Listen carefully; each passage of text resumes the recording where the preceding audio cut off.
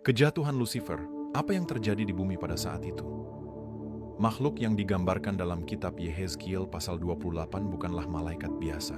Ia disebut sebagai kerub terurapi yang melindungi, penuh kemuliaan, dihiasi batu-batu mulia, dan memiliki akses ke gunung suci Tuhan. Posisinya bukan sekadar simbolis, tetapi otoritas pemerintahan. Namun sesuatu berubah dalam dirinya. Kedurhakaan ditemukan, bukan proses lambat, tetapi keputusan. Akibatnya bukan penarikan diam-diam, melainkan pengusiran. Dampaknya tidak hanya terjadi di surga, bumi ikut merasakannya. Dalam kitab Kejadian 1 ayat 1, Tuhan menciptakan langit dan bumi dengan sempurna. Tetapi ayat 2 langsung menggambarkan kekacauan. Bumi tanpa bentuk, gelap, dan tertutup air. Roh Tuhan tidak mencipta di sana, melainkan melayang, seolah menghadapi sesuatu yang telah rusak. Di antara dua ayat itu ada keheningan, yang oleh sebagian teolog disebut sebagai teori interval, sebuah periode yang tidak dijelaskan, namun tersirat dalam struktur teks. Kitab Yesaya 45 ayat 18 menegaskan bahwa Tuhan tidak menciptakan bumi dalam keadaan kacau. Artinya kekacauan itu terjadi setelah penciptaan. Sesuatu telah merusaknya. Fragmen lain melengkapi gambaran. 1. Kitab Yesaya 14 menggambarkan kejatuhan Lucifer karena kesombongan. 2. Kitab Wahyu 12 menyebut sepertiga bala tentara surgawi ikut jatuh. 3. Injil Lukas 10 ayat 18 mencatat Yesus melihat iblis jatuh seperti kilat. Semua ini menunjuk pada satu peristiwa besar, pemberontakan kosmik. Jika bumi adalah wilayah pemerintahan makhluk itu, maka kejatuhannya membawa dampak fisik, kehancuran global, kegelapan, dan kehancuran ekosistem. Kejadian 1 ayat 2 bisa dilihat sebagai kondisi bumi setelah peristiwa tersebut.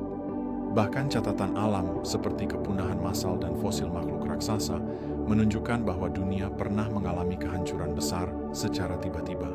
Sebelum manusia, sebelum Eden, kemungkinan telah terjadi konflik besar yang mengguncang ciptaan. Kejatuhan Lucifer bukan hanya peristiwa rohani, tetapi juga meninggalkan jejak pada dunia fisik. Dan dunia yang kita kenal hari ini mungkin masih membawa gema dari peristiwa itu. Kegelapan di atas jurang bukan sekadar kondisi awal, melainkan gambaran kehancuran. Bahasa yang digunakan menunjuk pada dunia yang telah runtuh akibat penghakiman. Keadaan tanpa bentuk dan kosong, tohu bohu, bukan proses penciptaan awal, tetapi kondisi setelah bencana, sejalan dengan gambaran dalam Yeremia 4 ayat 23. Bumi tampak seperti planet yang terluka, tertutup air, diselimuti kegelapan tanpa tatanan. Roh Tuhan melayang di atasnya, bukan untuk mencatat kehancuran, tetapi untuk memulai pemulihan. 6 hari penciptaan menjadi proses restorasi, terang, daratan, kehidupan. Dibangun di atas dunia yang sudah memiliki sejarah sebelumnya. Kemudian Tuhan menciptakan manusia dengan cara yang berbeda. Tidak hanya dengan firman, tetapi dengan keputusan. Manusia dijadikan menurut gambarnya dan diberi kuasa atas bumi. Dari debu tanah, Tuhan membentuk Adam dan menghembuskan nafas kehidupan. Ini adalah pernyataan bahwa otoritas sejati berasal dari Tuhan, bukan dari kemuliaan makhluk. Manusia ditempatkan di Eden untuk mengelola dan menjaga, menandakan adanya potensi ancaman. Ancaman itu muncul melalui ular yang licik, yang menanamkan keraguan terhadap firman Tuhan. Hawa dan Adam jatuh dalam ketidaktaatan, dan melalui tindakan itu, otoritas yang diberikan kepada manusia berpindah tangan. Sejak saat itu, bumi kembali berada di bawah pengaruh kuasa yang memberontak. Namun, di tengah kejatuhan, Tuhan menyatakan janji. Keturunan perempuan akan meremukkan kepala ular. Janji ini mengubah sejarah manusia menjadi medan peperangan. Bukan hanya soal wilayah, tetapi tentang garis keturunan yang akan membawa kemenangan akhir. Sejak Adam dan Hawa, manusia berkembang biak di bumi. Tetapi sejak awal sudah ada janji dalam Kejadian 3 ayat 15 tentang benih yang akan menghancurkan musuh. Janji ini menjadikan seluruh garis keturunan manusia sebagai target. Karena jika benih itu bisa dihentikan, maka rencana keselamatan dapat digagalkan.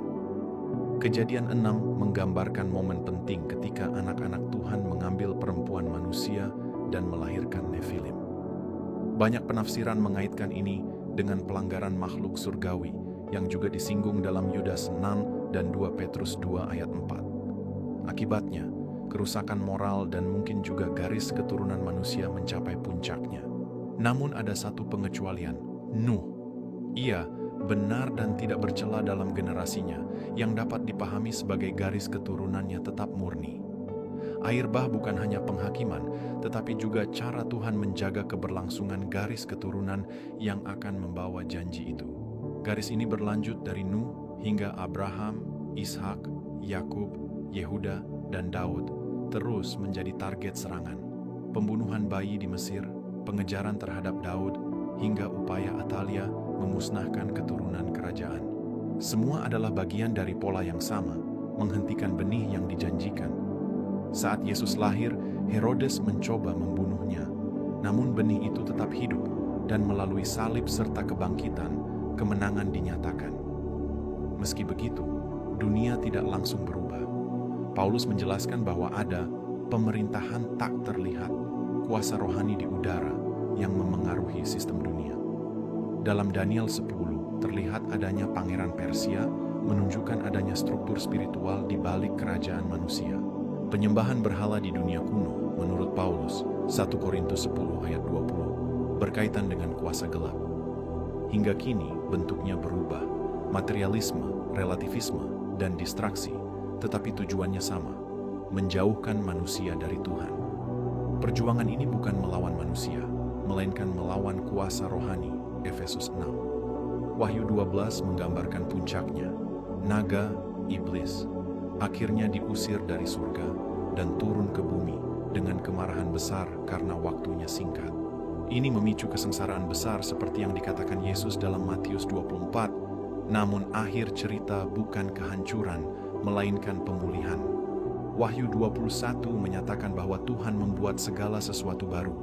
Bumi yang pernah menjadi medan perang akan dipulihkan sepenuhnya. Pada akhirnya, pertanyaannya menjadi pribadi. Jika semua ini nyata, perang ini, janji ini, dan kemenangan ini, di mana posisi kita di dalamnya? Pengkhianatan terdalam dalam sejarah bukan terjadi antar musuh, melainkan dalam hubungan manusia dengan Sang Pencipta. Dosa bukan sekadar kesalahan, itu adalah pilihan untuk menempatkan kehendak sendiri di atas suara Tuhan. Sejak Taman Eden, manusia hidup dalam pola yang sama, memilih diam saat harus bersuara, menerima yang seharusnya ditolak. Inilah akar pemisahan yang membentuk dunia, budaya, dan sejarah manusia. Namun ada satu titik pemulihan, Yesus Kristus. Dia datang ke dunia yang telah rusak, menanggung beban dosa, dan menyelesaikan apa yang manusia tidak mampu selesaikan. Di kayu salib, dia membayar harga rekonsiliasi, bukan dengan kuasa, tetapi dengan pengorbanan. Ketika dia berkata, "Sudah selesai," maka hutang manusia ditutup sepenuhnya. Sekarang, setiap orang ada dalam cerita ini. Bukan soal tahu teologi, tapi apakah hati telah kembali kepadanya.